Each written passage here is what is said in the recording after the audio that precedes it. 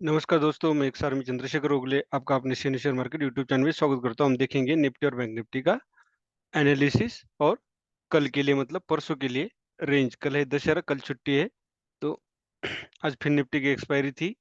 अगर हम देखेंगे तो आज मार्केट बहुत ज़्यादा गिरा, लेकिन सवेरे मार्केट कम गिरा था, स्टॉक ज़्यादा गिरे थे, उसके बाद मार्केट गिरा। अगर आप देखोगे निफ्टी 50 के जो स्टॉक होते हैं उनके पीछे इंडेक्स चलता है। वो स्टॉक ज्यादा मात्रा में गिरते हैं तो इंडेक्स गिरता है, इंडेक्स गिरता है तो मिड कैप और स्मॉल कैप गिरता है। इसका मतलब निफ्टी 50 की स्टॉक उसके पीछे होता है इंडेक्स, इंडेक्स के पीछे होता है फिर ये स्मॉल कैप और मिड कैप।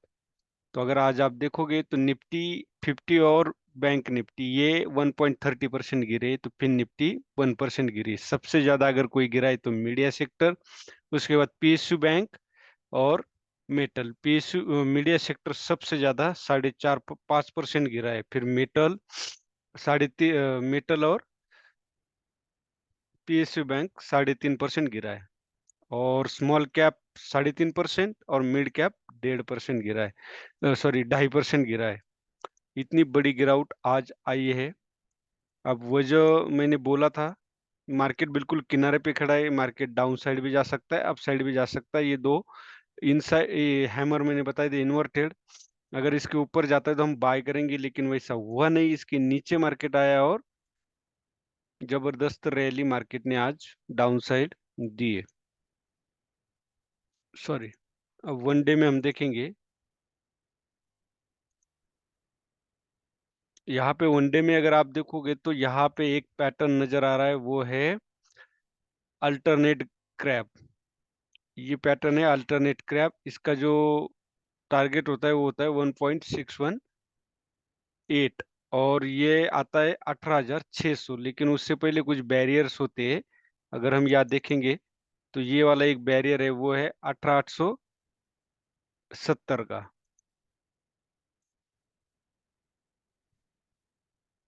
अब आवरली में हम देखते वो कि हमें क्या नजर आता है।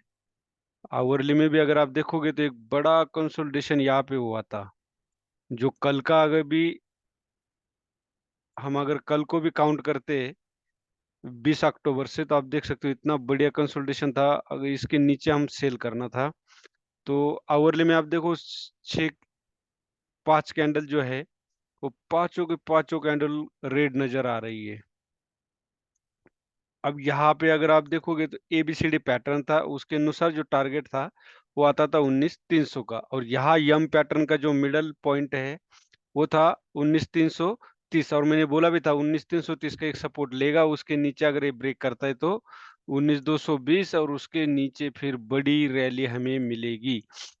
अब कल के लिए हम देखेंगे, पहले आज का देखेंगे कि ट्रेड कहाँ पे बन रहा था, फिर कल के लिए मैं बताऊंगा। आज आपने जो बोला था 20 अक्टूबर से, ये पूरा का पूरा वन साइड एक रेंज बाउंड था। उसके बाद अगर आप देखोगे तो यहाँ पे एक ट्रेड बन रहा था। क्यों?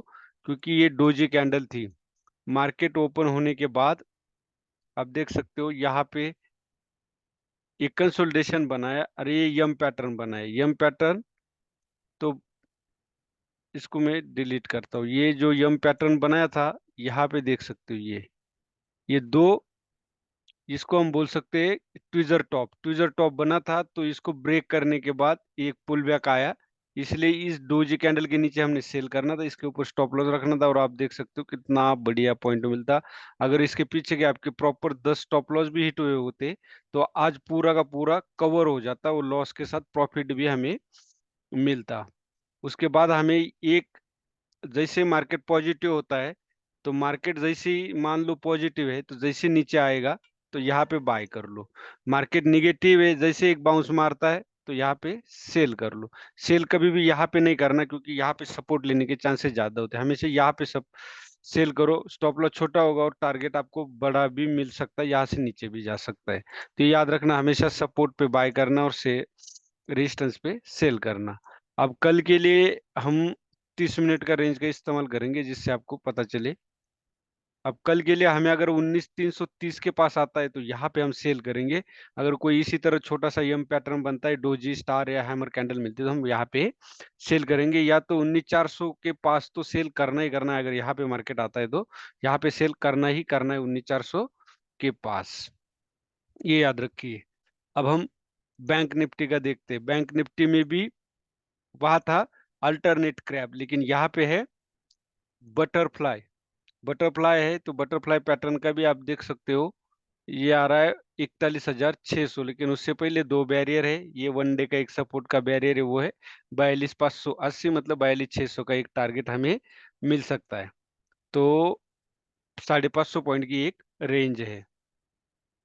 अभी बाई की तरफ तो जब तक कंसोलिडेशन नहीं होगा, बाई की तरफ हम जाएंगे ही नहीं। आवरली में आप देख सकते हो, यहाँ पे एक कंसोलिडेशन हुआ था, एक ट्रेंड लाइन है, ये यहाँ पे ओपनिंग हुई थी आज की, हैमर कैंडल बनी थी, ये देख सकते हो आप, जिसको हम हैंगिंग मैन भी बोल सकते हैं, क्योंकि एक सपोर्ट डिमांड जोन बना था। यहाँ पे बार बार आप देख सकते हो सेलर्स ने इतना बड़ा प्रेस किया था, शूटिंग स्टार बनी थी। तो ये एक सप्लाई जोन था, तो इस सप्लाई जोन में सेलर्स ही एक्टिव होने थे। 5 मिनट में हम देखेंगे।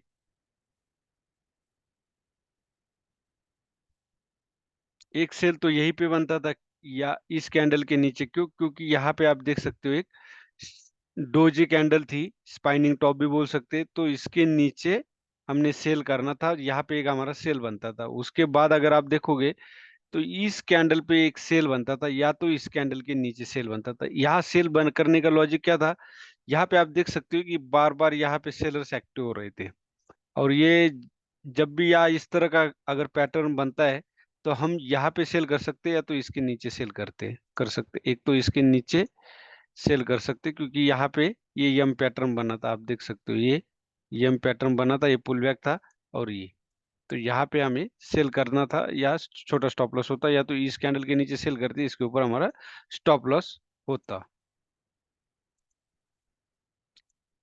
अब कल के लिए अगर आप देखोगे, या तो क्या कुछ बताना ही नहीं है, ये वन साइड नीचे आया, मैंने बोला था 43,350 के नीचे हम पहले तो 43,550, उसके बाद 43,330 का मैंने टारगेट बताया था, लेकिन वो रुका ही नहीं, वन साइड नीचे आया।